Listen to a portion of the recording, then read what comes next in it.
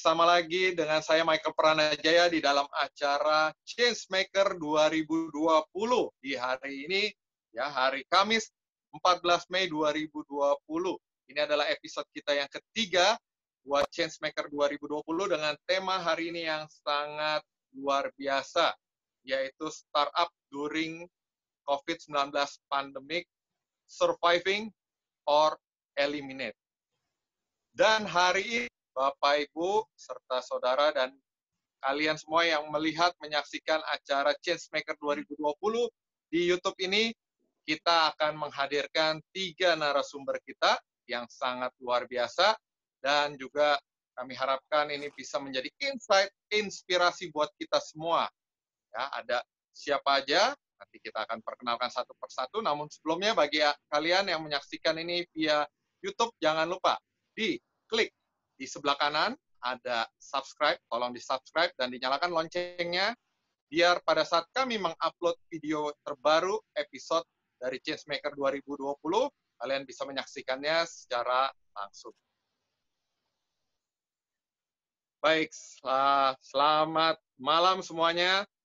Kita ada 3 bintang tamu kita atau narasumber kita yang sangat luar biasa. Yang pertama saya mau menyapa dulu yang cantik di antara kita semua dari narasumber, yaitu Ibu Vera Kurnia. Ya, selamat malam Ibu Vera. Malam, halo. Selamat malam. Dan Bu Vera ini adalah partner dari Guido Hidayanto and Partner, ya. Beliau juga dulu bekerja sebagai seorang advokat di DNC, ya, dan mewakili perusahaan-perusahaan farmasi Indonesia yang ada di Singapura dari tahun 2017 sampai 2018, ya, Bu Vera, ya. Iya. Serta beliau juga mengambil jurusan hukum di Trisakti dan mengambil di jurusan di Law of University di James A. Beasley tahun 2011 sampai 2012. Wow, luar biasa sekali, Bu Vera, ya. Terima kasih hari ini boleh bergabung dengan kami untuk sharing-sharing dan berbagi tentang bagaimana startup dari segi hukumnya. Lalu, narasumber kita yang kedua juga kita ada mendatangkan.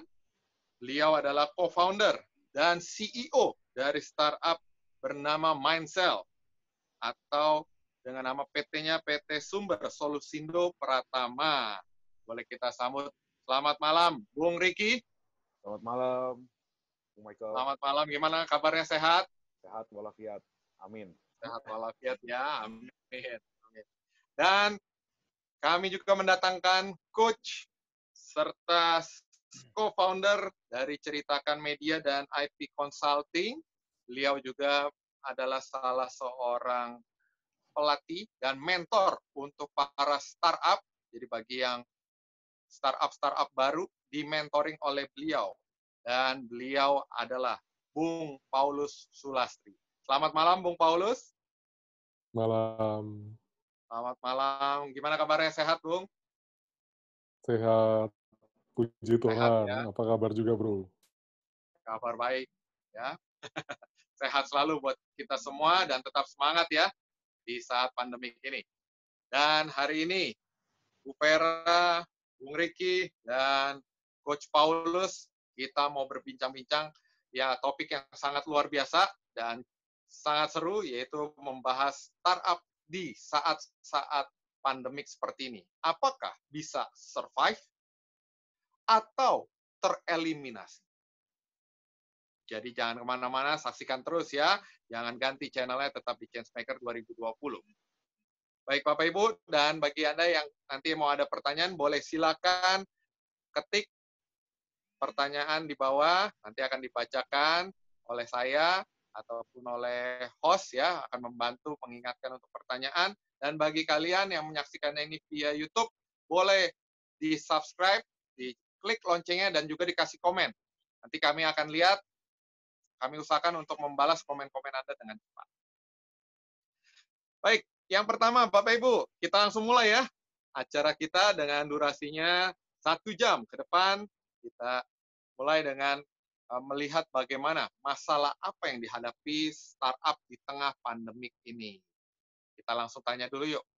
Yang pertama kepada co-founder dari CEO Mindcell ya. Bung Riki, Ya, selamat malam, Bung Michael. selamat malam ya. Oke, Ya. kita langsung aja ya tanya ke startup-nya nih. Kira-kira masalah apa nih yang sedang dihadapi di tengah pandemik ini? Kalau boleh sharing.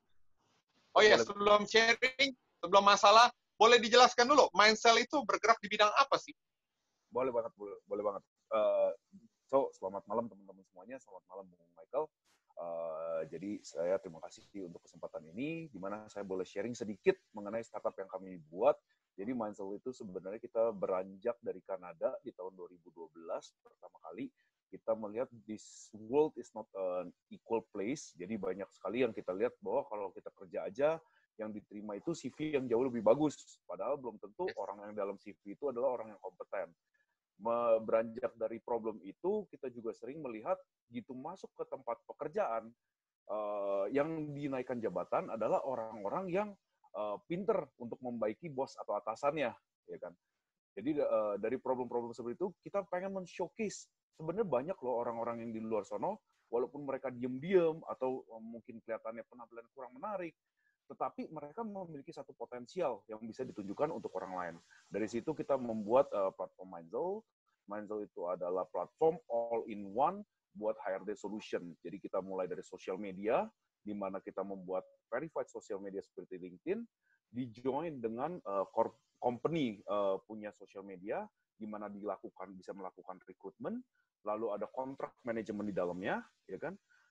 Setelah itu ada untuk operasionalnya, kita punya attendance, kita punya payrolls, kita punya KPI management yang juga terintegrasi.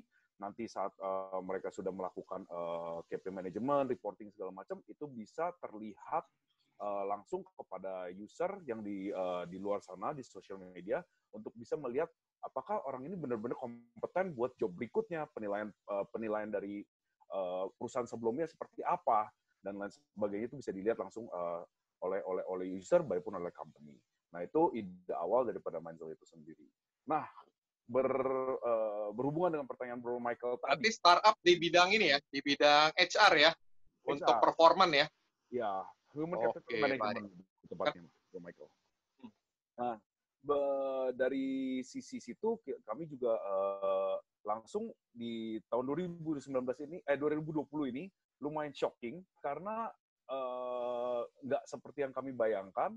Ternyata ada pandemik namanya COVID-19, di mana banyak sekali kalau kita lihat sendiri di keadaan di Jakarta sendiri, ini udah ribuan startup, bahkan ribuan perusahaan itu udah closing down, terus udah gitu sekitar 1.6 million employee itu di layoff gitu kan. Nah, alhasil dari ini adalah ya banyak sekali dari kami yang tertunda, seperti sales kami juga tertunda, ya kan. Ada tadi juga sempat berbincang-bincang sebentar dengan Bu Vera ya. Dari investment, kita udah di seed round, itu juga tertunda karena investor pada hold on semua, ya kan. Kami baru lakukan campaign buat investment itu di bulan Januari lalu, gitu. Dan semua ini tertunda, Bro Michael, gitu. Nah, emang sebagai startup kita kan walaupun tertunda gini kita nggak boleh tinggal diem ya. Jadi ya kita berusaha untuk melihat opportunity lain yang nanti mungkin bisa kita jelaskan ke depannya, Bro Michael. Tapi untuk saat ini keadaan COVID-19 sangat tidak melihat bahwa ini startup ini bagus atau enggak. Tapi kalau kita emang udah kelihatannya old fashion, kayaknya juga bakal tertunda dan tergeser gitu, Bro Michael, kelihatannya ya, Bro. Gitu. Oke, berarti masalah dari penjualan, sales sudah pasti ya. Pembayaran tertunda juga, beberapa klien kami juga receivable juga mulai membengkak, ya kan. Namanya loan juga ngefek kan, pembayaran tertunda, loan pun akhirnya tertunda, ya kan. Dari situ, dan yang lebih parah lagi ya kalau kita bilang startup, blood is kadang-kadang dari investment ya, kita dengan fundraising. Dan saat fundraising tertunda berarti ada inovasi, ada R&D, ada operational yang bakal tertunda juga gitu. Berarti berdampak sekali ya yang sedang terjadi di tempat startup-nya Bung Riki ya. Lumayan, bro. Lumayan. Ya, sekarang kita malah jadi on hold sih jadinya. Jadi nge-freeze dulu gitu. Untuk sementara waktu kita freeze dulu. Oh, lagi freeze ya? Ya, kita lagi nge-freeze dan kita lagi cari alternatif lain untuk menangani keadaan yang sekarang gitu. Oke, menarik. Terkait tadi freeze, kira-kira lagi sedang freeze sampai berapa lama nih? Sebenarnya kalau kita bilang freeze, dalam startup itu kan kita bilang startup is a very mobile organization. Jadi ini bukan organisasi besar atau raksasa yang dimana chain-nya itu banyak. Tapi kita ini mungkin orangnya cuma 6-7 orang, sehingga untuk kita, yang kita sebut freeze adalah development yang kita freeze dulu sekarang. Tapi kita beralih ke sesuatu lain yang kita rasa lebih menguntungkan buat masyarakat tentunya, ya kan, karena at the end of the day pemikiran bahwa startup itu adalah karena ada problems. Jadi what kind of problem that we gonna solve in the society, dan kita mulai shifting ke arah sono gitu, Bro Michael. Berarti pivot ya, lagi sedang melakukan pivot ya. Pivoting, betul. Baik. Betul. Pivoting ya. Baik. Terima kasih Bung Riki, tadi dari startup Mindcell lagi sedang juga mengalami kendala dan sedang pivoting ya. Baik, saya coba tanya dulu, kalau dari segi Bung Paulus nih, sebagai seorang coach, kan banyak menangani para startup ya. Kira-kira, Bung Paulus, apa saja yang dikeluhkan ataupun yang dicurhatin oleh para rekan-rekan di startup nih? Anda kan selaku mentor ya, mementori beberapa startup, kira-kira lagi ada masalahnya apa? Apakah mirip-mirip sama dengan Mindcell atau ada penambahan yang berbeda? Oke, mungkin saya share sedikit bisa, Bro ya? Boleh. Saya share screen. Jadi, nah ini untuk malam hari ini saya siapkan presentasi seperti ini. Kelihatan, Bro ya? Kelihatan. Oke, jadi surviving or eliminated ya startup during COVID pandemic. Ya tadi udah diperkenalkan sama Bro Michael sedikit tentang saya. Ini juga ada beberapa kegiatan saya yang sering saya juga sampaikan di sini adalah saya cukup bangga seperti Bank Indonesia aja sudah semapan itu, sudah sebesar itu, mereka juga masih sampai hari ini juga terus mencari inovasi baik untuk budaya kerja, ya kan. Jadi kita nggak bisa, jadi terlepas dari COVID, kita nggak bisa bisnis as usual ya. Artinya ya bisnis ya gitu-gitu aja, setiap hari sama aja, nggak bisa Bapak Ibu, apalagi dengan revolusi industri 4.0 dan semua inovasinya juga luar biasa di revolusi industri 4.0. Nah, saya lihat COVID itu tadi sempat ngobrol kan sama Bro Antonio ya.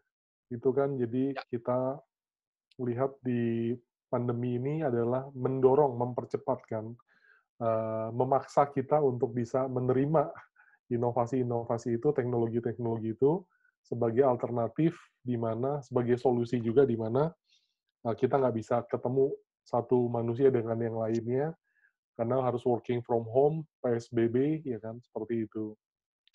Nah, kalau dalam kondisi seperti ini, saya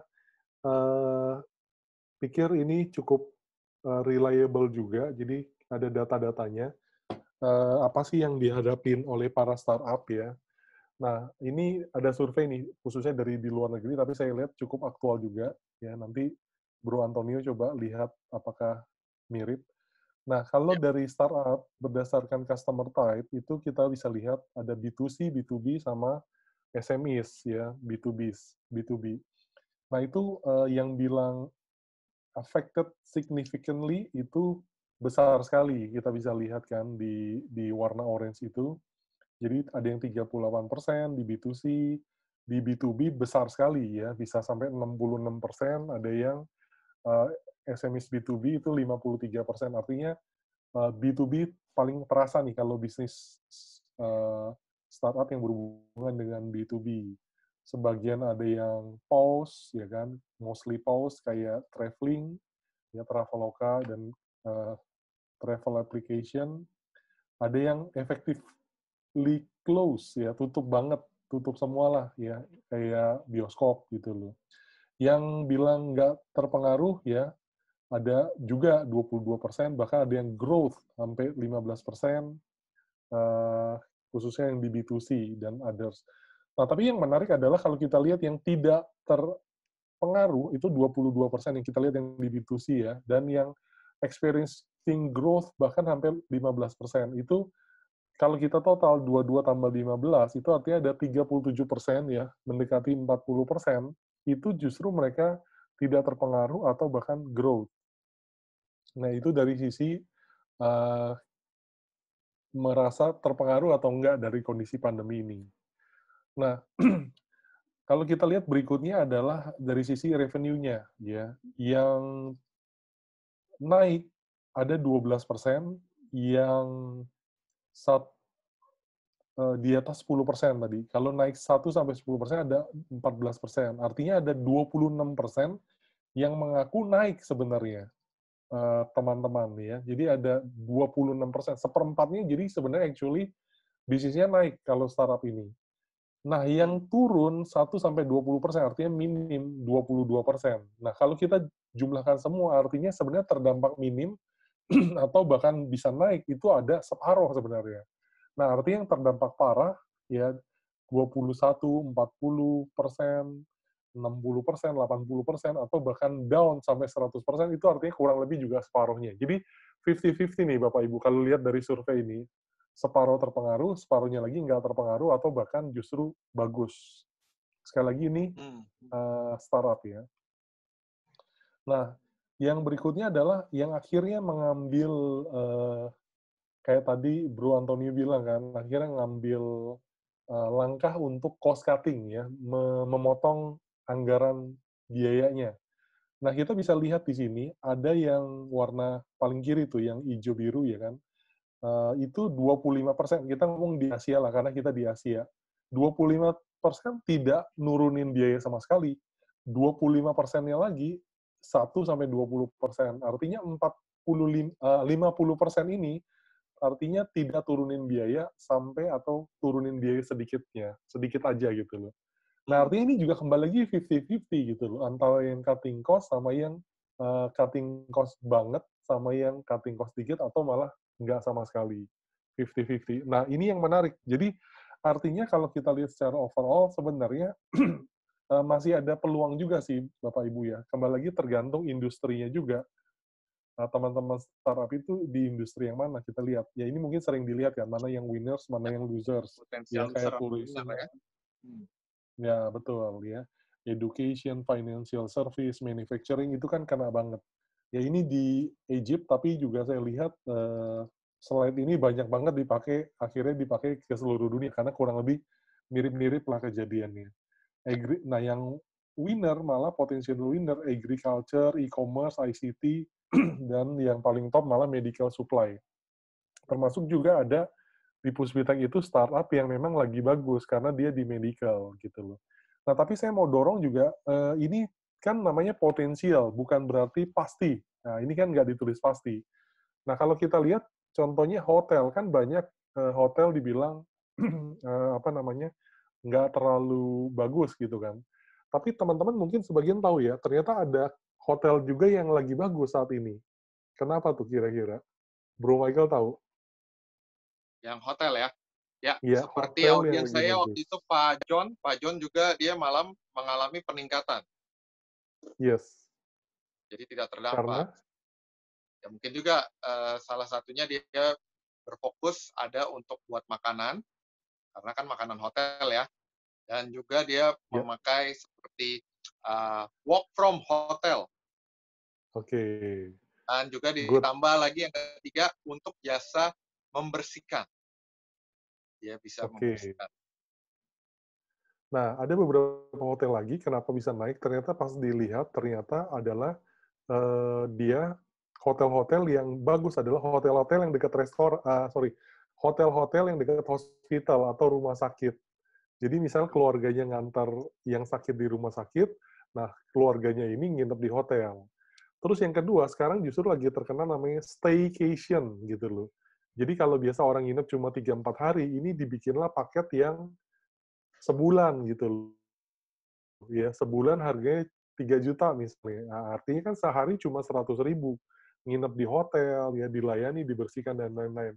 Itu malah akhirnya mereka bisa survive, bahkan bisa bagus gitu loh. Ya. Jadi kembali lagi, menutup kemungkinan kita pun juga, termasuk yang tadi potensialnya loser, tapi kalau kita bisa pivot segala macam, harusnya kita juga bisa melihat prospek juga di situ. Nah, mungkin menutup sedikit presentasi saya malam hari ini nggak terlalu banyak.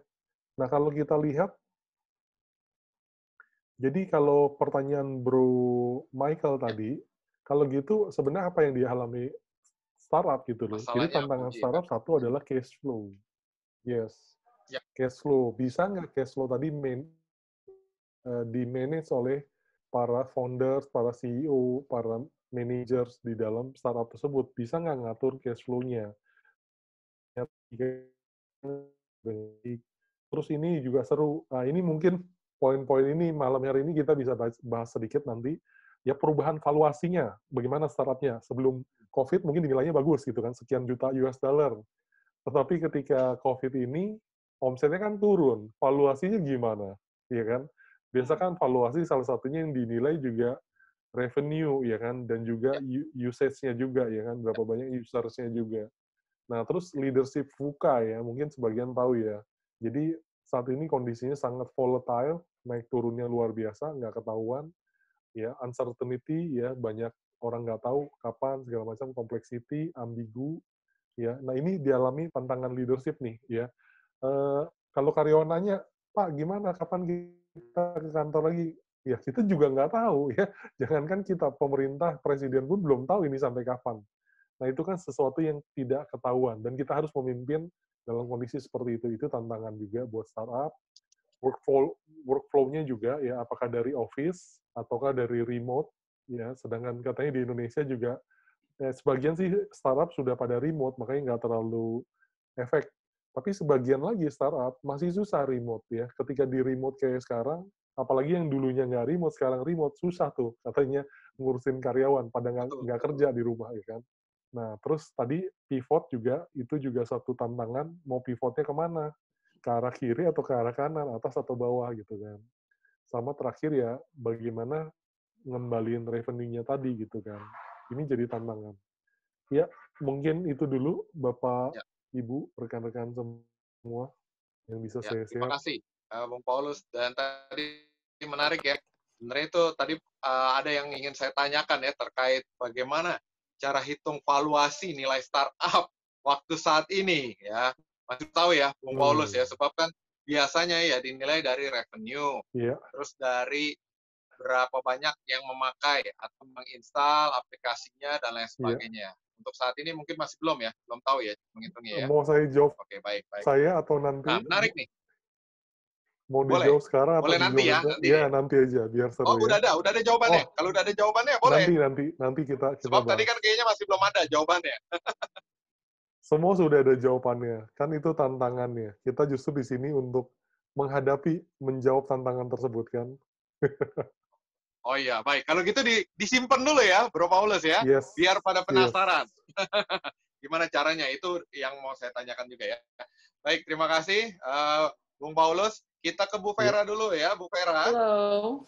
Menarik nih. Tadi udah kita lihat dari segi mentor, dari startup, Bung Riki juga sudah mengalami masalah, dan beberapa tipsnya tadi yang dilakukan sama Bung Riki adalah melakukan pivoting, dan dia melakukan freeze dulu untuk kegiatannya saat ini. Kalau dari segi hukum nih, Bu Vera, kira-kira masalah hukum apa yang harus diperhatikan, misalkan mengenai THR, sebab sebentar lagi THR, ataukah tentang dana operasional, biar juga tidak kena sanksi pada saat sekarang lagi PSBB. Oke, gini. Jadi kan pemerintah juga baru ngeluarin ya peraturan bahwa THR itu bisa antara dicicil negosiasi antara para pihaknya. Jadi kalau itu memang kita punya impact gitu ya. Karena COVID ini, kayaknya itu bisa oke aja, kayak no problem. Permasalahannya kalau misalkan mereka nggak setuju nih, yang agak nyeremin ya, takutnya mereka bawa ke disnaker dan macam-macam. Dan itu tuh zaman sekarang untuk bawa ke disnaker dan kita entertain isu itu kayak udah impossible. Dan kalau misalnya kita nggak entertain, dipanggil nih sama disnaker, kita nggak muncul, ya bisa ada default. Jadi ya gitu, emang isunya di situ.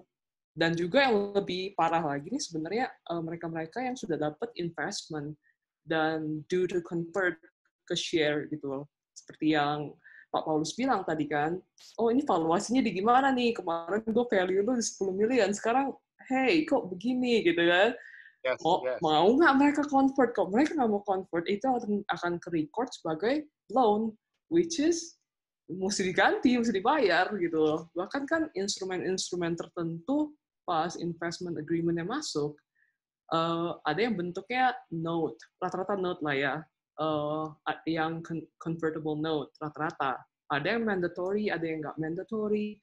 Kalau mandatory ya dia bilang oke, mau nggak mau dia harus convert kan. Tapi kalau misalkan yang enggak, dia bilang ini nggak bisa nih, dan terus ada bunganya, terus gimana lu nih startup, masa mau dipilotin? Ya kan? Jadi emang kompleks sih. Jadi mereka somehow tergantung startup dan leadership-nya juga. Udah ada beberapa klien saya yang udah siap-siap ya pilot deh gitu kan. Ada beberapa juga yang malah duel sebenarnya. Mereka pivot. Oh, ada yang melakukan dipilot kan ya, Bu Vera ya? Hampir. Hampir ya. Hampir. Cuma masih ya bagus. Misalnya masih bagus ketahan-tahan gitu. Kalau kayak gitu, misalkan ya, Bu Vera ya, menarik nih soalnya. Udah hampir mau pilot, berarti soal THR-nya itu bagaimana tuh perlakuan hukumnya? Nah, itu kayaknya kalau saya hak pegawai itu harus nomor 1 dibanding dengan loan-loan sebelumnya tuh. Jadi itu, dan yang lucunya lagi, kalau misalkan mereka pilot, dilikuidasi, dan uangnya nggak cukup mau gimana gitu kan. Nah, kita harus ngeliat lagi, apakah direktur-direkturnya, founder-foundernya, let's say ultra-virus. Dalam istilahnya hukum itu ultra-virus, kalau misalkan mereka tuh udah nggak bisa membedakan bahwa ini kepentingan perusahaan dan pribadi. Let's say foundernya dia fundraising ke Singapura, naik private jet gitu kan, itu kan udah kayak pakai uang investor untuk kepentingan pribadi dia gitu kan. Nah itu mungkin argumennya bisa di bring up tuh nantinya. Jadi ya sebagai founder juga aku sering ngomongin sih sama founder-founder juga kan, hati-hati ini kalau misalkan belum di convert at any time mereka tuh bisa come after you. Karena kan banyak lah founder-founder yang memang belum siap maybe ya, mungkin belum siap dan nggak tahu konsekuensi hukumnya juga, pikir ada uang masuk, we'll find another funding. Ya, tapi kan funding itu belum tentu datang gitu kan. Betul. Dan kalaupun datang, ataupun dia dari venture capital ya, biasa VC. Yang udah investin VC, udah investin uangnya di startup, dan sekarang ini kan lagi rugi banget. Ya, kira-kira dari investor sendiri gimana itu segi perlindungan hukumnya tuh untuk investor? Pasti kan dia pengen mengharapkan ada benefit juga dong ya. Kalau saat ini sih mereka masih negotiate ya, karena tergantung startupnya juga. Kalau misalkan dia melihat prospeknya bagus in startup, mungkin mereka mau menegosiate untuk kita conversionnya tunda deh, atau valuasinya kita keep it that way gitu, it's okay gitu kan. Kalau yang memang mereka biasanya yang foundernya juga, produknya juga, ini startup juga, ini apa sih yang dijual gitu kan, ini apa sih value-nya mana sih gitu kan, mereka juga udahlah, paling mereka bilang good luck with that. Jadi ya pas due date ya, kita expect our paycheck, our check gitu loh, yang lo pinjam duit gua. Ya. Berarti masih ada toleransi ya istilahnya ya. Masih adem ayem lah, belum ada yang major banget sih, belum. Belum ada ya, selama ini belum ada ya. Masih oke ya semuanya ya. Masih aman. Masih untung, masih tidak ya, masih ditoleransi ya. Nah, saya bertanya, terima kasih ya Bu Vera ya. Siap. Mau bertanya lagi nih ke Bung Riki. Bung Riki, selaku co-founder dari Mindcell, tadi kan udah ada beberapa strateginya, baik itu melakukan pivoting, usahanya di freeze, dan jumlah karyawannya juga kan tidak terlalu besar ya. Tapi kira-kira bagaimana tips-tips untuk marketing selama PSBB ini nih? Dan tadi pivotnya ke industri apa, kalau boleh tahu? Tadi kan dari Bro Paulus ada pivoting bisa ke potensi yang winner, atau nggak mungkin ke yang loser ya, kalau kita mau pivot ya, ke yang winner, itu yang ke arah apa? Dan bagaimana tips marketingnya saat PSBB seperti ini? Oke, sure. Terima kasih Bro Michael. Nah, kalau misalnya dari saya sendiri, dari kebetulan di Mindsoul sendiri kan kita balik lagi sih, kita mengevaluasi dari siup TDP yang ada atau kita akta awal ada, ya kan? Karena di peruntukan daripada PT itu kan nggak boleh menyimpang dari apa yang telah kita daftarkan, sehingga kita masih ada di ranah yang seharusnya kita masih bisa berjalan gitu. Contoh misalnya saya kan mulainya dari IT, service, bisnis, ya kan, trading. Saya nggak mungkin bisa tiba-tiba karena sekarang lagi bagus banget nih di healthcare, tiba-tiba saya provide solusi untuk dokter gitu kan, nggak something yang impossible buat kita lakukan juga. Jadi kita melihat bahwa emang kalau dari market sendiri, market UMKM itu masih sangat menunjang sekali. Kita lihat bahwa kayak contohnya banyak orang-orang udah mulai nih jualan from home, ya kan. Banyak orang-orang udah mungkin kita bilang kalau misalnya jual makanan gitu kan, kirim-kirim pakai Gojek dan lain sebagainya gitu. Home industry ini sangat berkembang sekali. Cuman sayang sekali home industry belum ada marketing tools-nya. Jadi mulai kalau dari sebuah bisnis kita melihat ada sebuah marketing ya yang marketing opportunity di situ.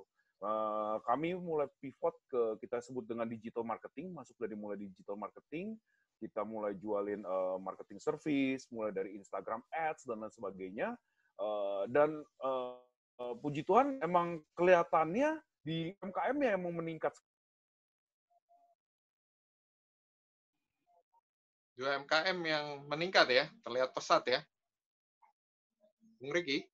Kali gitu, walaupun ada kita jual Indoviris gitu kan, tapi ya UMKM itu menunjang sekali karena kuantitasnya sangat besar gitu. Semua orang pasti kita bilang kalau Instagram user aja itu dari Instagram Ads aja itu meningkat banget gitu, signifikan dari sebelum ada COVID dengan setelah ada COVID. Nah, kita menggunakan kesempatan itu untuk kita sebut dengan surviving tools atau kita sebut dengan surviving tactics-nya dulu ya, itu awal. Nah, karena kita dalam surviving modes, tapi kan surviving modes itu bukan untuk berketerusan dan berkepanjangan.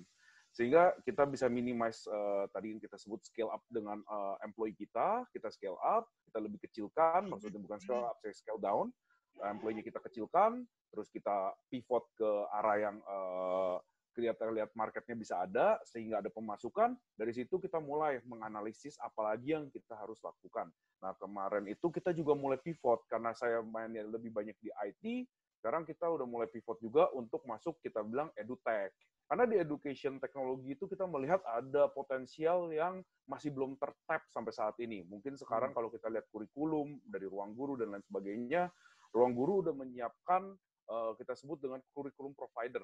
Tapi pertanyaan lebih dalam lagi adalah apakah kurikulum sendiri sudah menunjang pembelajaran dan sistem belajar dan mengajar yang ada di sekolah. Sehingga sekarang kami lagi kembangkan satu teknologi lagi, di mana kita membuat sebuah virtual classroom, sehingga tidak menghilangkan esensi daripada classroom yang ada, tetapi kita memberi keleluasaan di dunia maya, ya kan, dalam teknik belajar dan mengajar, supaya dua arah antara guru dan murid, dua-duanya tetap bisa merasakan, walaupun dia ada di rumah, merasakan seperti mereka berada di classroom. Itu ide yang pertama kali muncul, sehingga kita melihat tapping the potential of market yang mungkin baru lagi gitu kan, sesuatu yang baru. And that's actually yang what I suggest also to my student di BINUS maupun di UNJ waktu saya mentoring, bahwa in a startup business, we are required to think outside the box, but most required to think without the box. Jadi kalau bisa boxnya dibuka semuanya, look at the problem as it is, and find a solution for every problems that you have in the society. Make sure that problems bring value, dan value itu nanti yang akan mengenerate money by itself. Itu filosofi yang selalu saya pegang, Pak Michael. Baik, terima kasih, Bung Riki ya. Tadi berarti pivotnya juga masih yang terkait dengan siupnya, dengan tujuan dari perusahaan ya di bidang IT, dan tadi ada terkait dengan marketing tools dan juga virtual classroom ya. Betul. Nah itu cara marketingnya bagaimana biar orang-orang tahu tentang hal tersebut, dan tadi menarik disinggung tentang buat marketing tools untuk UMKM ya. Betul, betul. Selain cara marketingnya, kalau boleh tahu nih, sedikit di-share di sini. Harganya berapa? Udah pasti kan namanya kita lagi di sini, tidak bisa lagi di pandemik ini ya, nggak bisa terlalu mahal-mahal. Seperti tadi Bung Paulus sempat sebutkan ya, seperti hotel aja nggak mungkin memakai harga seperti semula. Dia bikin Betul. paket yang jauh lebih hemat. Betul. Oke, terima kasih Bung Michael. Kalau misalnya untuk kita punya digital marketing itu, kita emang dengan harga yang sangat minim sekali. Dari harga 2 juta sampai harga nggak lebih dari 20 juta. Maksimum di 20 juta itu buat yang UMKM. Jadi harga-harga yang minimum, walaupun udah minimum ini, kita berikan dengan fasilitas, nanti bisa kita di dalamnya itu ada SEO-nya, mungkin ada 10 Insta Seleb yang akan promosi barangnya dia, terus kita bantu mereka dengan konten, ya kan. Kebetulan kalau dalam startup yang saya jalankan, kita nggak lagi memakai tim kita sendiri gitu. Karena kita lihat digital marketing itu udah banyak di luar sono gitu. Kalau kita cuma pakai tim resources dari kita sendiri, tujuan dari sebuah startup dibuat adalah membangun satu ekosistem, ya kan.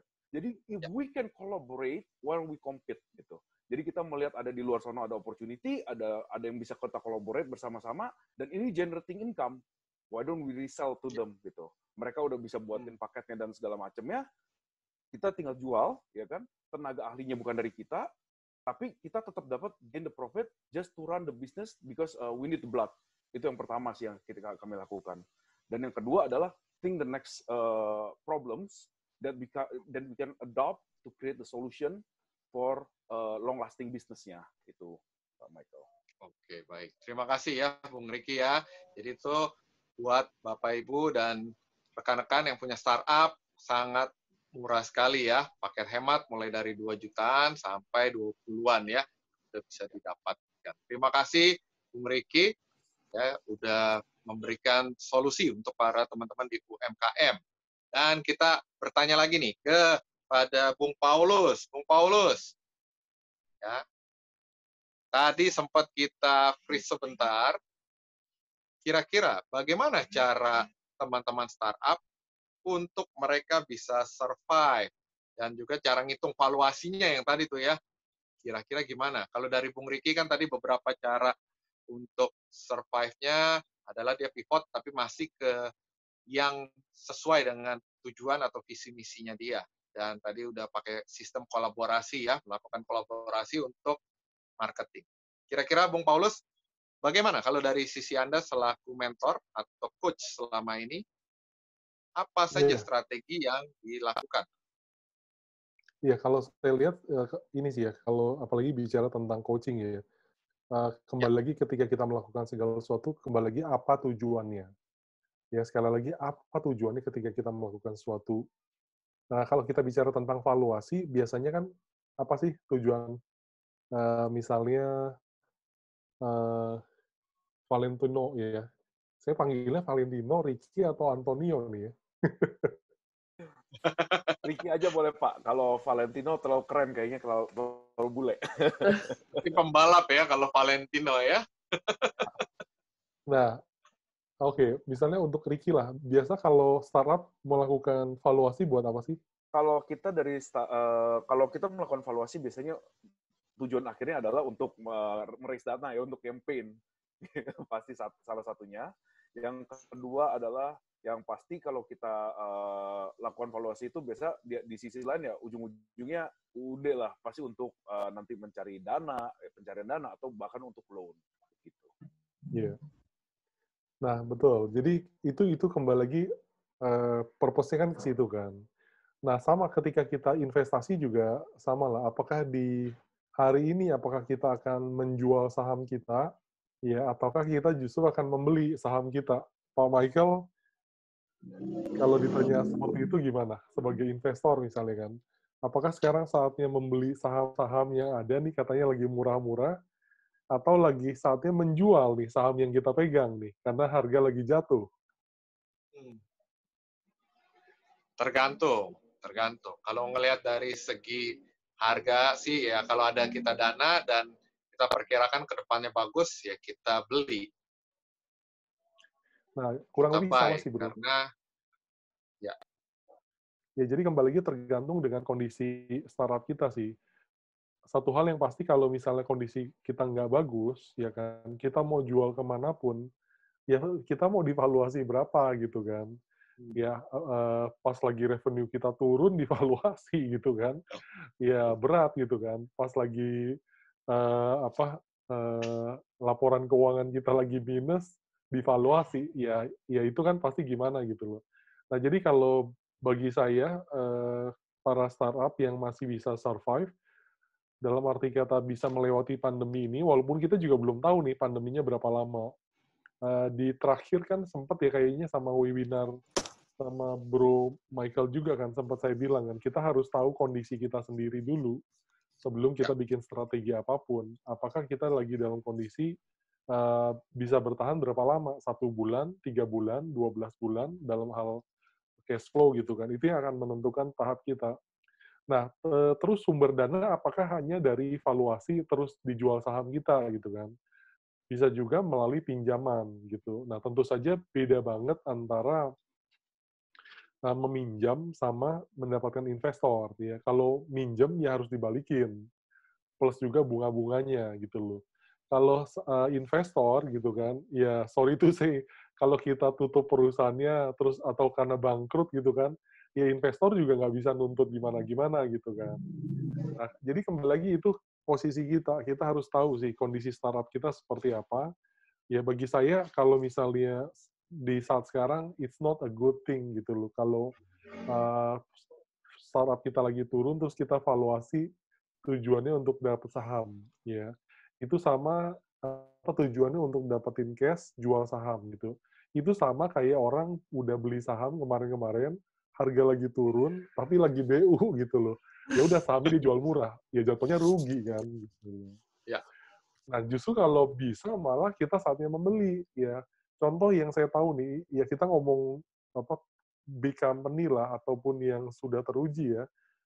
Kemarin ya, itu kan kalau kita baca koran juga itu para pemimpin perusahaan di BCA ya ketika saham BCA turun itu mereka beli buyback, malah mereka buyback sahamnya sendiri. Orang saya yakin perusahaan saya bagus gitu loh, harganya di under value, ya saya beli gitu loh. Ya siapa tahu justru kalau kita lihat kita confident dan juga kita punya cash-nya bagus, valuasi kita rendah, kita buyback sahamnya kalau perlu gitu misalnya. Ya jadi kembali lagi sangat bergantung dari kondisi perusahaan kita. Ya kalau lagi startup kita kurang bagus, ya lebih baik kita jangan jual dulu saham kita. Saham, tunggu saat udah lewat pandemi, ya walaupun masuk lagi bukan keadaan normal ya, masuk keadaan new normal nantinya kan. Seperti itu. ya, Nah, bisa dipertimbangkan juga tadi kan soal kredit, pinjaman, tapi konsekuensinya kan juga beda, ya kan. Apalagi tadi kondisi laporan keuangan nggak terlalu bagus, pinjaman juga bisa jadi tertunda gitu, ya. Nah, malah saya harus lebih realistis ya ngomong ke startup kan. Apakah memang tadi kan kita lihat memang udah kurang tepat nih, jadi harus tutup perusahaannya. Itu juga realistis, opsi yang ada juga dibanding kita akhirnya kita berandai-andai gitu kan. Ini perusahaan nggak bisa tahan berapa bulan gitu kan. Atau kita cari sumber pendanaan lain ya tadi kan, apakah minjem, ataukah raise fund dengan cara jual sahamnya juga gitu kan, ataukah sekarang kan juga ada yang pakai apa namanya crowdfunding ya, jadi rame-rame ya. lah kita jual dengan saham yang masih harganya masih reasonable misalnya, banyak opsi juga gitu sih selain evaluasi terus dijual gitu sih, gitu Bro Michael. Oke, baik. Terima kasih, Bung Paulus ya. Itu beberapa Iya. harus dipertimbangkan dulu ya untuk rekan-rekan. Dan tadi menarik, Bapak Ibu ada pertanyaan. Sebentar, saya coba lihat dulu dari Pak Ivan ya kalau nggak salah ya. Pak Ivan ada bertanya. Oh, ya. Pak Ivan bertanya untuk Bro Riki ya, Bung Riki. HR company branch out ke marketing dan edutech. Bukannya jadi nggak fokus. Kenapa nggak diversifikasi vertically instead of horizontally? Kenapa nggak pivotnya yang berbeda gitu ya? Jadi Silakan. Kalau terima kasih untuk pertanyaannya, Bro Ivan. Kalau emang ke arah marketing itu emang kita tadi sebut dengan survival mode aja. Jadi kenapa kita masuk ke marketing? Karena as a startup tadi kan juga sempat disebut dengan Bro Paulus, salah satu kendala dengan startup itu banyak kan karena the blood of the company run out gitu kan, the cash of the company. Cash is king at this point of time. Jadi gimana pun caranya untuk survive, kita harus getting the cash. Nah, kita sebagai startup nggak bisa cuma mikir di satu posisi di mana kita nggak, maksudnya kita cuma fokus di branching out secara vertikal maupun horizontal. Nanti saya akan jawab itu. Tapi at this point of time yang kita lakukan adalah kita melakukan reseller. Jadi daripada kita buat semua sendiri, cost-nya di kita hanya melakukan reseller terhadap marketing, digital marketing yang udah ada, mereka udah punya portfolionya selama 20 tahun, harganya kita kira juga cukup murah, dan kita melihat bahwa ini potensi yang kita bisa lakukan fast cash, kita sebut dengan fast cash ya, jadi mengambil cash dengan cepat. Nah, untuk diversifikasinya mungkin saya boleh share screen sebentar ya, gantian nih saya Siap, silakan. Gimana cara share screen? Klik yang di tengah, ada tulisan share. Oke, lalu saya share ya. Oke. Ya. Nah, teman-teman bisa lihat di sini, ini sebenarnya roadmap daripada kami untuk 5 tahun ke depan. Jadi Mindzel sendiri itu, aplikasi kami itu bukan cuma fokus di sosial media atau di bisnis yang kita sebut dengan tadi HR-nya doang. Di sini ada, kita sekarang ini masuknya tadinya cuma di sini, di HR, tapi karena pandemi ini, otomatis daripada roadmap ini, kita integrasi yang kita sebut dengan vertical integration-nya kita pakai, yaitu Mindzel Education. Di Mindzel Education memang sudah kita buatkan blueprint, yaitu pembuatan yang kita sebut dengan virtual classroom, edutech, dan kita juga nanti akan buatkan yang di SharePoint-nya, dan juga AI pada 2024. Ini adalah roadmap yang 5 tahun ke depan yang sebenarnya kita udah planning. Nah, kenapa kita masukin ini lebih cepat? Kita melihat bahwa market ini juga kita sebut udah ready buat edutech ini. Ujung-ujungnya sebenarnya kalau kita bilang Mindzel sendiri ada startup buat HR, itu salah, rada nyaru ya, Bro Michael ya. Kami itu sebenarnya kita itu pengen membuat verified social media.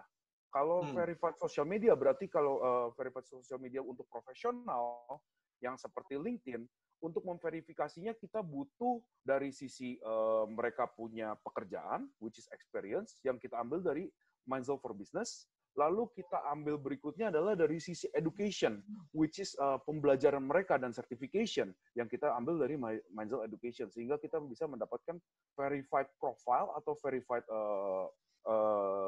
CV dari seseorang.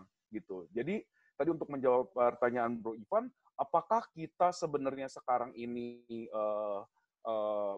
lari ke arah yang kelihatannya nggak terarah? Sebenarnya no, we're still on the integration yang kita mau, cuman kita percepat yang tadinya mungkin kita lihat marketnya belum mateng, sekarang kita matengin, karena emang kita melihat bahwa market udah ready. Dan itu adalah salah satu strategi di startup, bahwa the readiness of the market is also the key for us to reach out. Jadi saat market itu ready, it's an opportunity for us to tap in. Kalau kita nggak tap in, berarti we miss the train gitu. Dan kita ngelihat bahwa sekarang adalah waktunya. Walaupun dengan kata lain kita mesti develop everything new ya. Jadi semua kita harus develop from scratch lagi gitu. Oke, baik. Terima kasih Bung Riki ya. Berarti sebenarnya market dipaksa ya saat ini ya dengan adanya COVID ini jadi keuntungan juga ya. Jadi dipercepat dan akhirnya membuat startup juga harus lebih fleksibel, lebih agile ya untuk melakukan hal tersebut ya. Kita menarik lebih cepat. Baik, Bu Vera, saya ke Bu Vera. Semoga tadi pertanyaannya menjawab ya, Pak Ivan ya, dari Bung Riki ya. Sekarang saya mau ke Bu Vera. Bu Vera, tadi kan Bu Vera kalau dari segi hukum ya, dari segi legal. Hmm. Dan menarik nih, Bu Vera. Tadi sudah banyak, ada beberapa yang ke Bu Vera untuk konsultasi, baik yang tadi ada yang hampir pilot, ya, ataupun bermasalah yang lainnya. Kira-kira kalau menurut dari Bu Vera, dari segi hukum, startup apa aja yang lagi berjalan di tengah pandemik ini dan sedang tidak bermasalah ya secara hukum gitu. Maksudnya mereka kayaknya fine-fine aja. Tadi kan kata Bro Paulus ada 50% tuh. Kita cek, benar nggak di bagian hukumnya nih? Apa ya? Sayur box itu pasti survive. Gojek pasti survive. Oh, apa lagi ya? Halodoc masih bagus. Halodoc. Cuman ya sosial medianya tergantung ya. Ada sih beberapa yang goal-nya mau jadi social media company, yang akhirnya mereka tuh udah, I don't think they gonna survive. Yang memang udah agak shaking dikit gitu keadaan mereka. Belum lagi dengan employment dan permasalahan legal lainnya yang ada di mereka gitu. Belum lagi sama investor. Investor juga kadang-kadang masalah sih sebenarnya kalau menurut saya ya. Mereka sih memang ya ngasih uang gitu. Let's say, oke, kita inject deh 10-15 million. Tapi ya kalau mereka nggak bisa deliver, itu agak kompleks sih nanti legal issue-nya ke depan nanti. Berarti walaupun startup itu cukup besar, ya, ataupun istilahnya kita bilang unicorn atau dekakorn, ya, belum tentu juga ya mereka ya semulus seperti yang kita lihat ya. Oh enggak, itu they've been through a lot. Oke, baik. Terima kasih ya Bu Vera ya. Nanti kalau ini yang bagi yang mau bertanya-tanya soal legal lebih dalam, mungkin bisa menghubungi Bu Vera. Kita ke Bung Paulus. Bung Paulus. Wah, tidak berasa ya, udah tinggal 10 menitan lagi nih sesi kita. Bung Paulus, kalau startup, tadi kan ada yang besar, yang 50% tadi. Kira-kira startup apa aja tuh? Kalau kayak kata Bu Vera ya udah pasti Gojek, Halodoc, dan lain sebagainya. Kalau menurut Bung Paulus, startup apa yang lagi sedang oke di tengah pandemik ini, dia bisa surviving, atau bahkan dia bisa panen, dan kalaupun dia startup-nya yang unicorn, kira-kira strategi penetrasinya seperti apa tuh, Bung Paulus? Biar dia tambah gede ya. Yes. Kembali lagi ya, kalau kita bicara startup itu kan sebenarnya juga, oke, ini saya share di sini. Bermula juga dari masalah kan sebenarnya. Ada sebuah problem yang kita mau pecahkan, kemudian kita kita bantu dengan bisnis kita gitu kan. Nah kalau kita bisa lihat ya ini ya yang kayak medical supply. Nah ini food processing and retail ini luar biasa ya. Saya kasih bocoran nih ke teman-teman yang dengar video ini. Ya food itu luar biasa. Ya baik dari pertanian ya sampai ke pengolahan sampai ke pengemasan itu luar biasa ya. Ya maksudnya dalam zaman perang sekalipun kan makanan tetap dicari ya. Frozen food saat ini lagi luar biasa.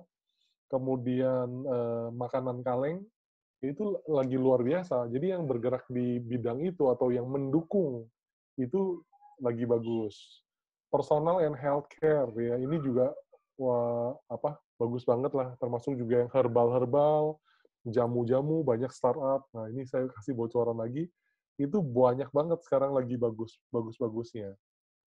Ya jadi mereka yang jual produk-produk yang mendukung kesehatan ya kan, mengandung jahe lah segala macam, atau apalagi di Indonesia kan luar biasa ya. Nah itu lagi bagus. Kemudian yang bergerak di bidang ICT ya kayak Zoom ya, termasuk juga StreamYard ya, kalau tahu tuh yang aplikasi buat bagi-bagi segala macam, itu lagi bagus-bagusnya ya. Jadi saya lihat itu mungkin mewakili 50% ya. Kayak kita juga logistik itu nggak akan pernah hilang. Bahkan saya ngomong di depan Bapak Ibu nih ya, logistik itu tidak akan pernah hilang sampai manusia menemukan ya teleportasi. Yes, yes, Ya, yes. jadi dari zaman Lucky Luke tuh kalau ya teman-teman tahu komik ya kan, itu kan ada namanya Pony Express ya, nganterin surat segala macam ya, kereta kalau di Lucky Luke kan ada yang membajak kereta segala macam. Itu dari zaman itu ya, zaman koboi juga udah ada logistik. Sampai hari ini walaupun kita lihat tuh tukang pos ya tereliminasi nih ya, sudah nggak tahu kapan kita terakhir ngirim pakai tukang pos ya gitu.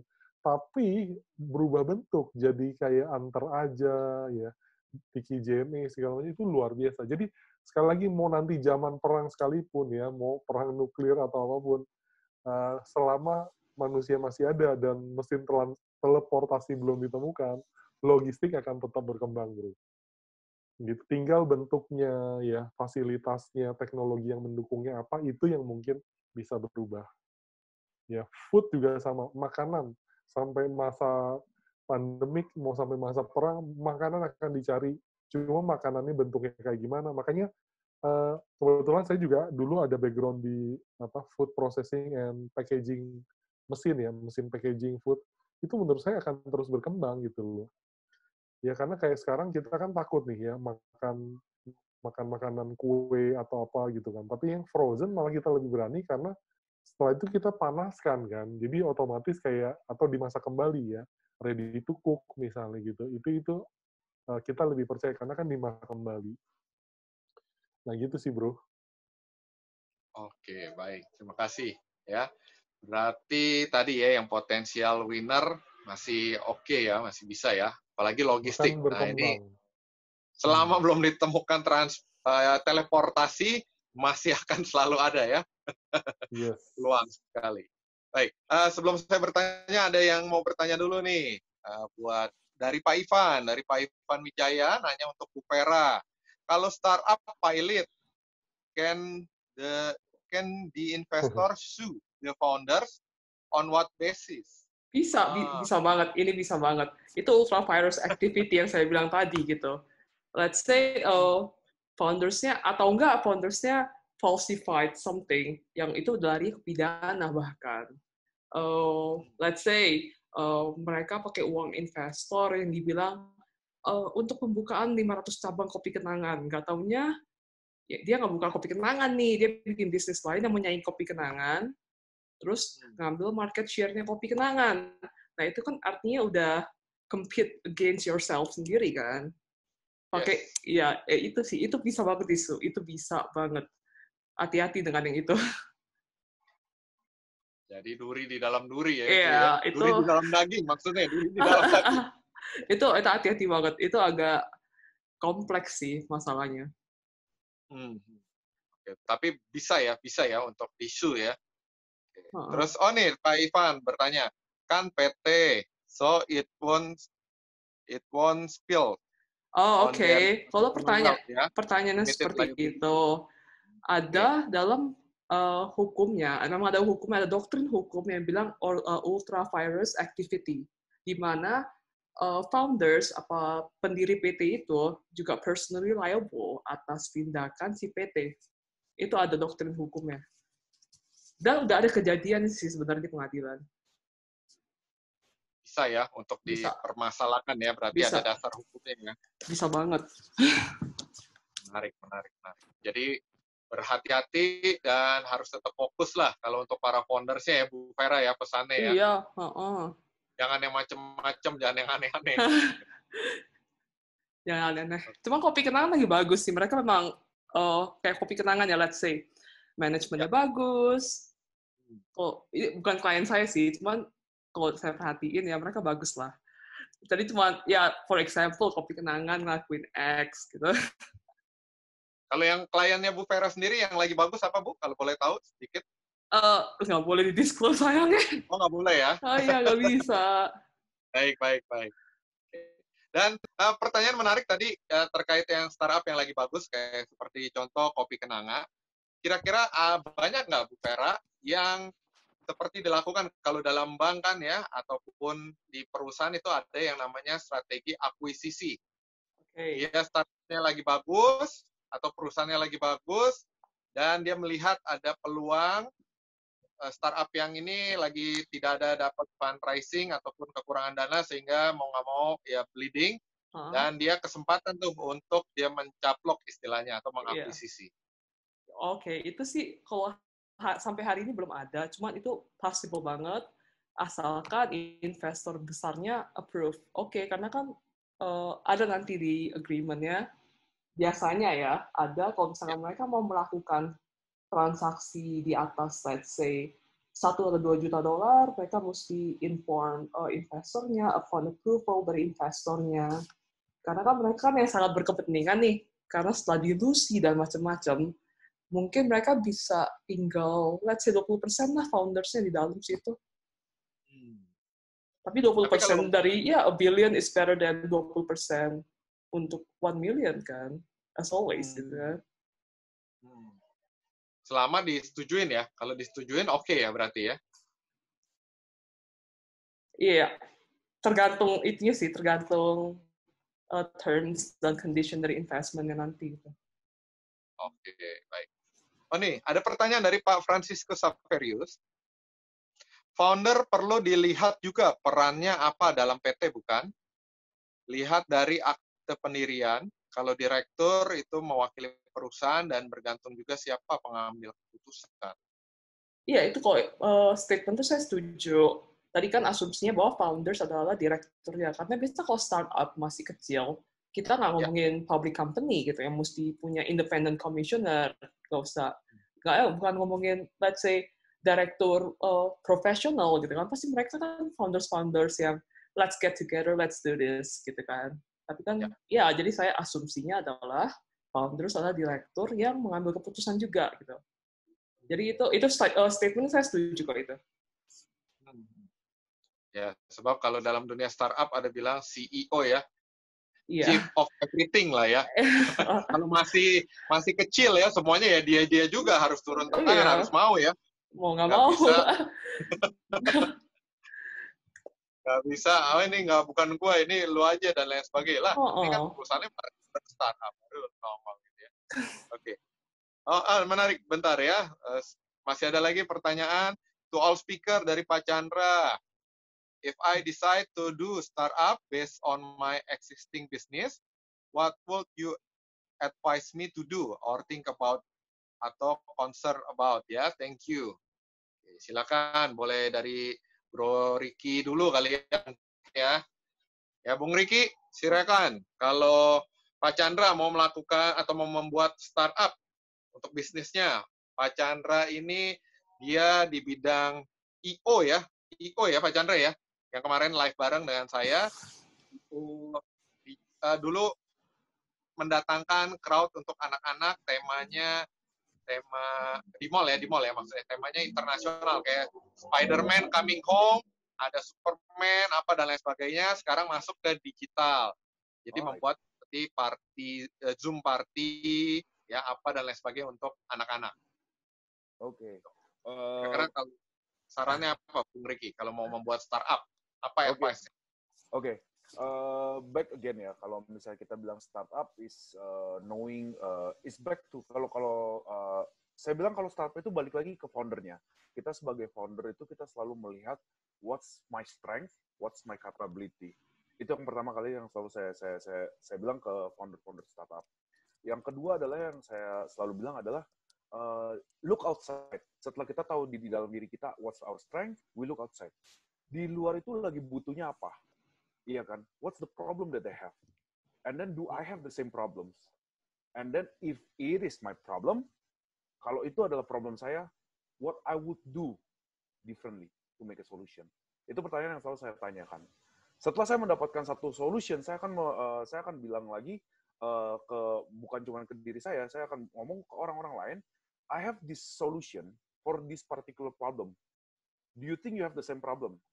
If you have the same problem with me, and this is the solution that I provide, do you think my solution is something that viable toward the problems? Jadi saya akan melihat viabilities daripada problem itu. ya kan. Setelah itu dilakukan, itu yang kita sebut dengan research, market analysis dan research, baru saya akan terjun dalam bentuk namanya prototyping. Nah, mungkin kalau misalnya Pak Chandra sendiri di dalam I.O. sekarang ya. I.O. kalau tadi dari sharing screen-nya Pak Paulus itu kan I.O. travel and those kind of thing, mungkin sekarang ini kita lihat tadi tuh kalau dari zona merah sampai hijau itu kita di arah zona merah itu ya. Tapi jangan berkecil hati. Kalau we as a human being, ini juga saya kebetulan dulu saya pernah ngambil S1 saya di perhotelan, which is including event management. Kita meyakini bahwa gini, kita as a human being, there's an emotions that we need to get attached to people. There's always a need to have an event, whether it's a virtual event seperti yang kita lakukan sekarang ini, or a physical event. But there's an interaction of socials that a human being needs gitu. Jadi needs itu selalu pasti ada di dalam kita sebut dengan business event, especially if you're doing the event organizer. The thing about it, how could you do differently from the previous? Yang mungkin dulu kita I.O. kita tahu kita mesti datengin mallnya dan lain sebagainya. Apakah ada cara-cara lain di dunia maya yang bisa kita lakukan event, ya kan?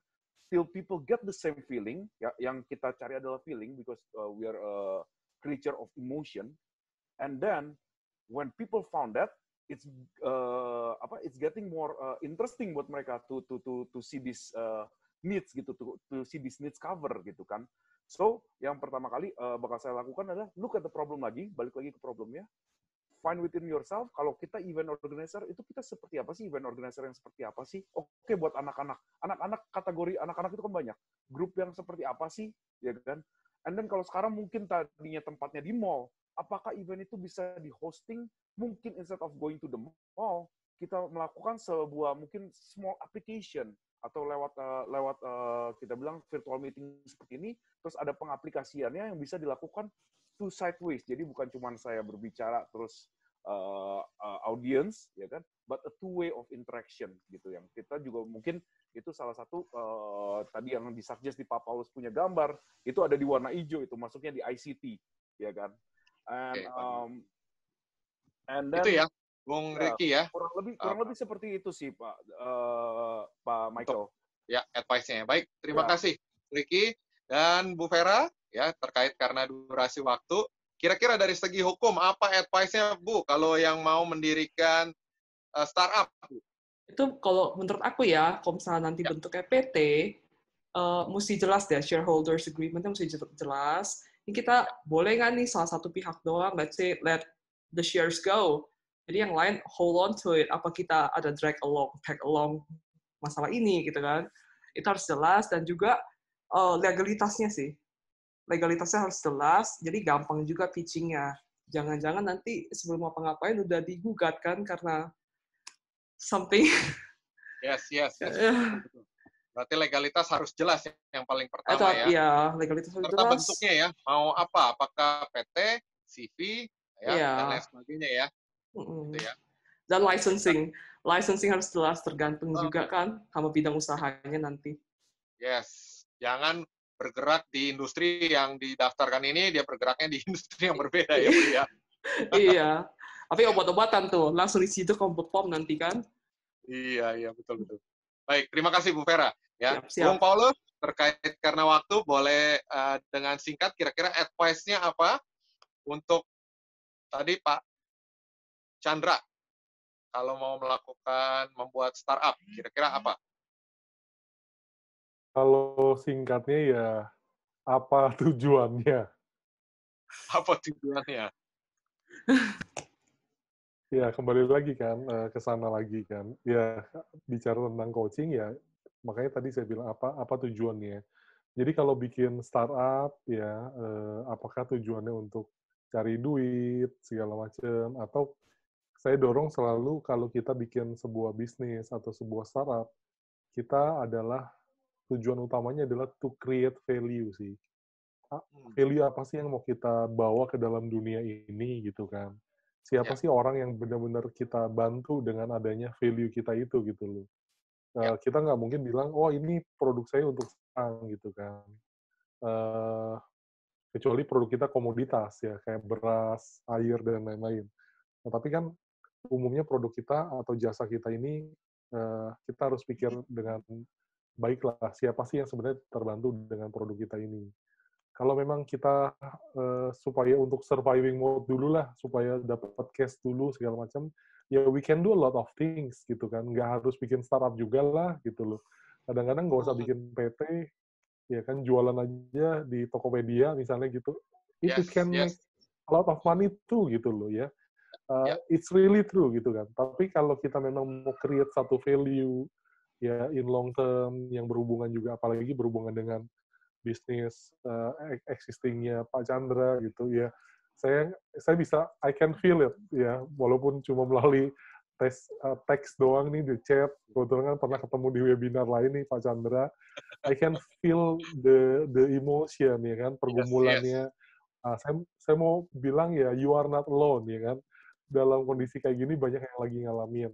Tapi please, we have to be honest to ourselves.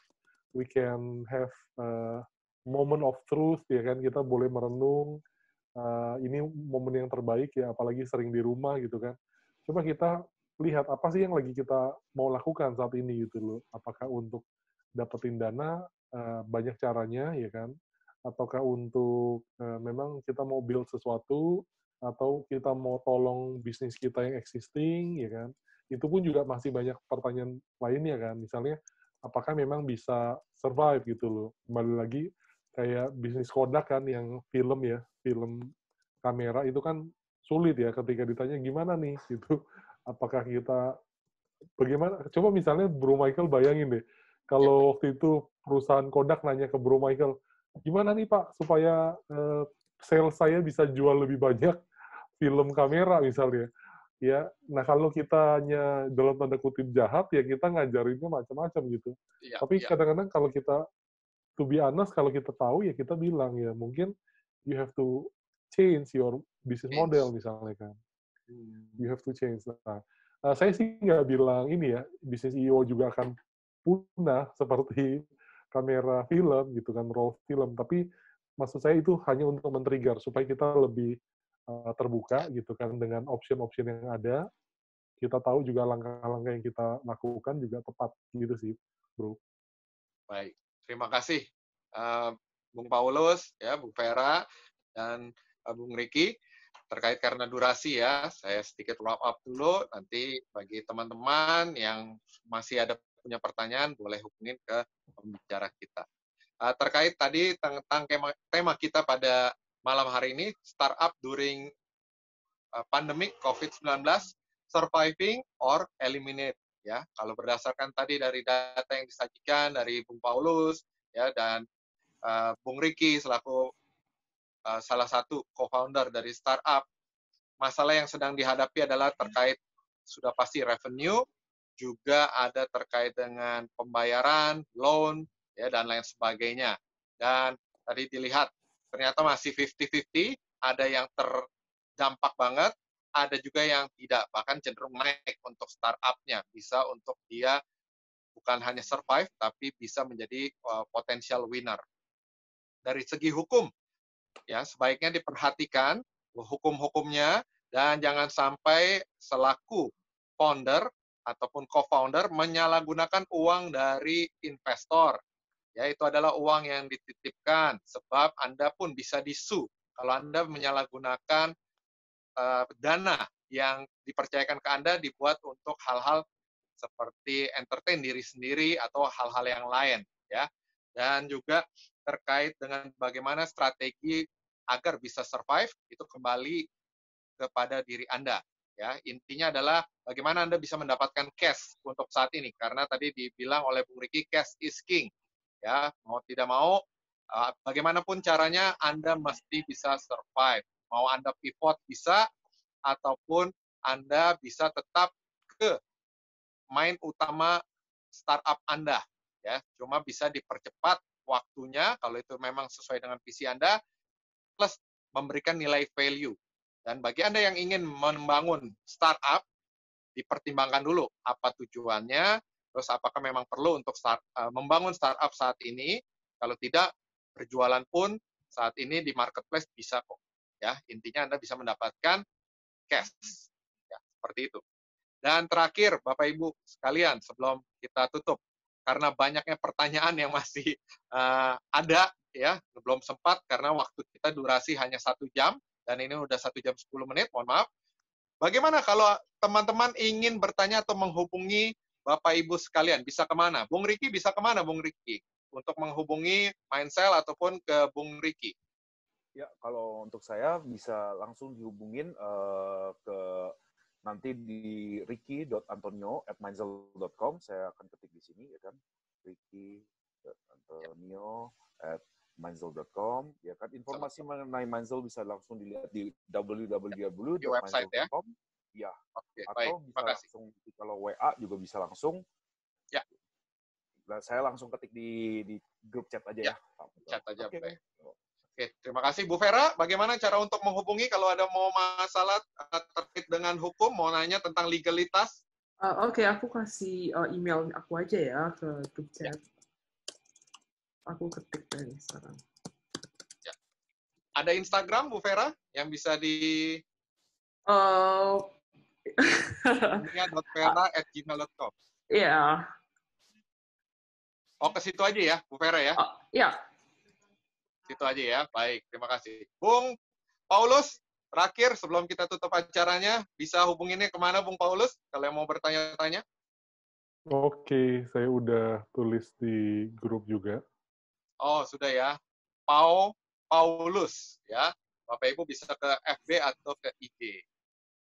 Baik, terima kasih Bapak Ibu sekalian, kepada para narasumber juga, Bung Riki, ya, Bu Vera, Bung Paulus, terima kasih sudah hadir pada malam hari ini di acara Changemaker 2020 episode yang ketiga. Ya, terima kasih sudah menyempatkan waktunya dan berbagi kepada kita semua. Dan juga kami ucapkan terima kasih kepada Bapak Ibu yang sudah join bergabung pada malam hari ini, kepada Pak Firman, ya, Pak Irfan, Bu Elke, Bu Erva, ya, Pak Luis, Pak Riki Luis, Pak Chandra Sugiono, Pak Bung Len, ya, Mbak Zena, Pak Francisco Saverius, dan Pak Adrianko. Serta bagi Bapak Ibu dan kalian yang lagi menonton, menyaksikan via YouTube, saya ucapkan terima kasih. Jangan lupa diklik subscribe-nya, boleh di-like dan juga di-komen.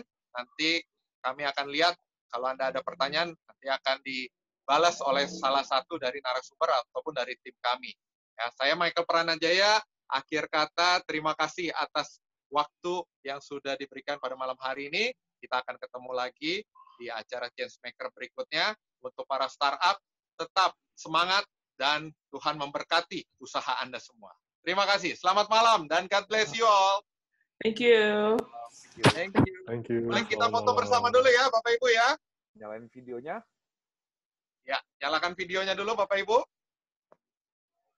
Ya, Mbak Sena, Pak Chandra, ya, dan lain sebagainya, kita foto bersama dulu. Bro Luis, boleh dihitung? Oke, 3, 2, 1. Oke, terima kasih Bapak Ibu sekalian. Ya, saya Michael Pranajaya dari Metric Asia Consulting dan juga dari Changemaker 2020 tim mengucapkan selamat malam dan sampai ketemu lagi ya. Thank you, God bless you.